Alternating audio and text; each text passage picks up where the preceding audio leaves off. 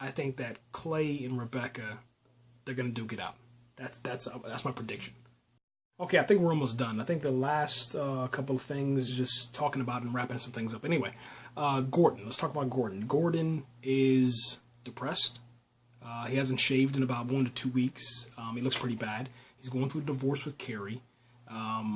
His kids are running amok. I don't even know the little one's at, the little boy with the asthma. I have no clue where he's at. He usually doesn't show up on the show anyway.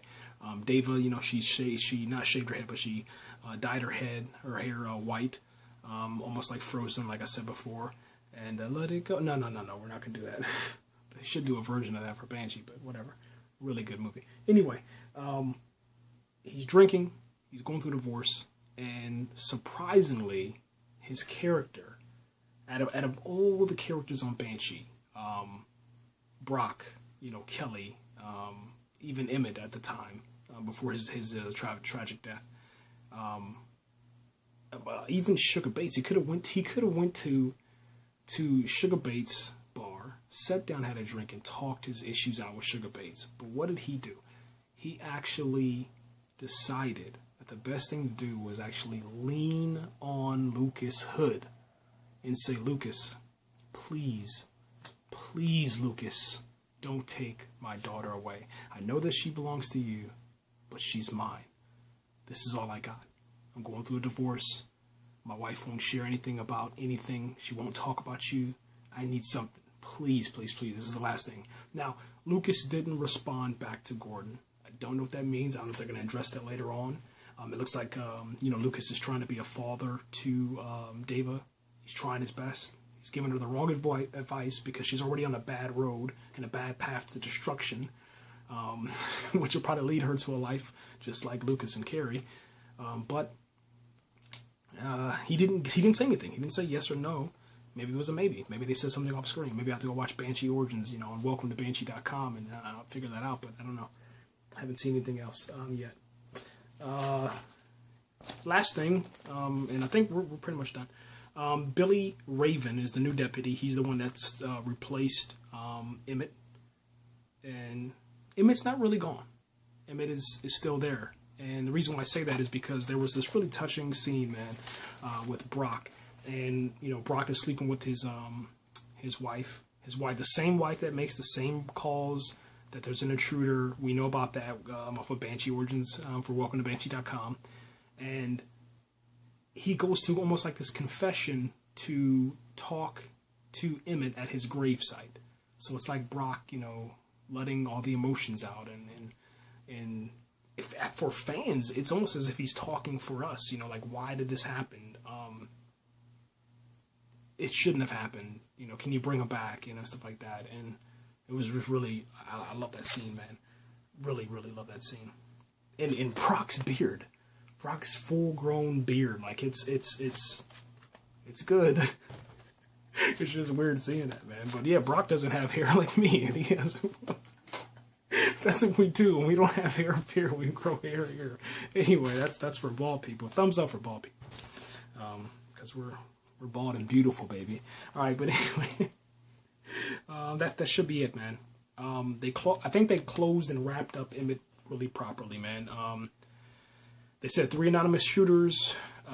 Emmett's case is solved. There shouldn't be anybody else looking into that. Now, Allison might.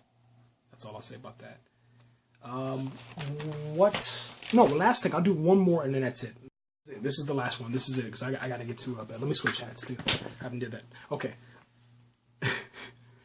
What have Job, Carrie, and Lucas been up to since the end of season 2?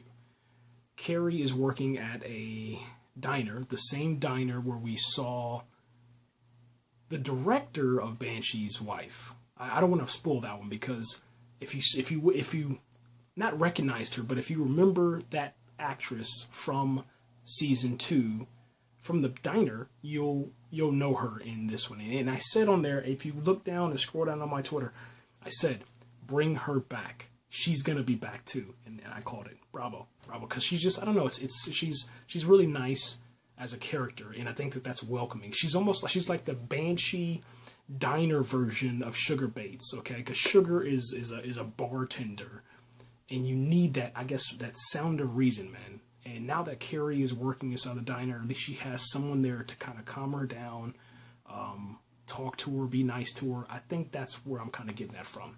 And that's kind of the vibe I got. Carrie's working that diner. She ran into an incident where somebody had grabbed her, groped her a little bit, and then she slammed his head on the table. Bam! Slammed his nose, broke his nose. Probably break his arm too. And then after that, she had to meet with Lucas Hood, and then Lucas Hood. That was like the first time they had talked.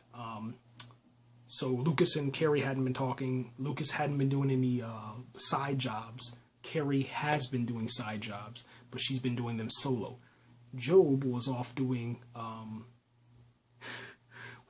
something else, trying to get, I guess, money doing a side job, utilizing the same team that we saw at the end of Banshee Season 2 and the season finale.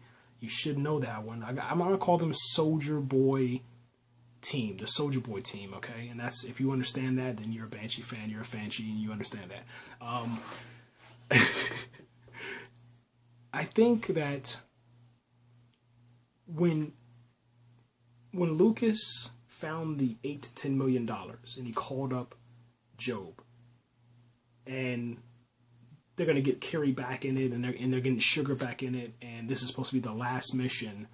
I think that the end of this season, we're going to lose a lot of characters, and we'll gain new ones also, but I think we're going to lose a lot of characters, and the reason why is because it seems like nothing is good for them. Like, this was the first episode, and it was peaceful. The only violence that we really had was justified violence.